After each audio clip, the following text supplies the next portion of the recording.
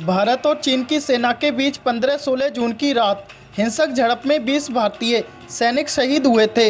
इसके बाद से ही भारत में चीन को लेकर भयंकर गुस्सा व्याप्त है। अब भारत ने एक ऐसा काम किया है जिसका चीनी सैनिकों के पास कोई जवाब नहीं है और भारतीय सेना की इस ताकत का लोहा चीन भी मानता है। भारत ने लद्दाख में माउंटेन फोर्स की तैनाती कर दी है। हिंदुस्तान टाइम्स की रिपोर्ट के अनुसार भारत ने 3488 किलोमीटर लंबी भारत चीन वास्तविक नियंत्रण सीमा यानी LAC पर माउंटेन फोर्स की तैनाती कर दी है। माउंटेन फोर्स भारतीय सेना की वो टुकड़ी है जो पहाड़ की ऊंचाइयों से अपने दुश्मनों पर नजर रखती है। चीनी सेना को करारा जवाब देने के लिए भारतीय सेना ने इन्हें लद्दाख में तैनात किया है। गौरतलब है कि लद्दाख में चीन की सीमा पर तैनात की गई माउंटेन फोर्स गुरिल्ला युद्ध में माहिर होती है। इसके जाबाज जवान मुश्किल से मुश्किल हालातों में दुश्मनों को सबक सिखाने में माहिर होते हैं। इन्हें खास तौर पर पहाड़ों पर लड़ने के लिए स्पेशल ट्रेनिंग दी जाती है।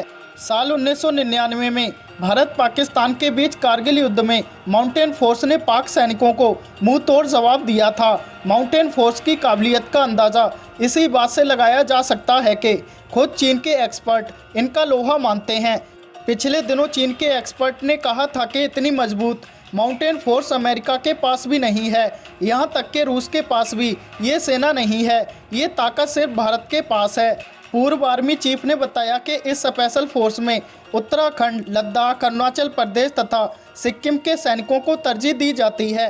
उन्होंने बताया कि चीन के हिस्से की तरफ का इलाका थोड़ा समतल है, वहीं दूसरी तरफ भारत की सीमा पर काफ़ी मुश्किल भरी पहाड़ों की चोटियां हैं। इस कारण इन पर आगे बढ़ना भारतीय फौज के लिए आसान नहीं होता है।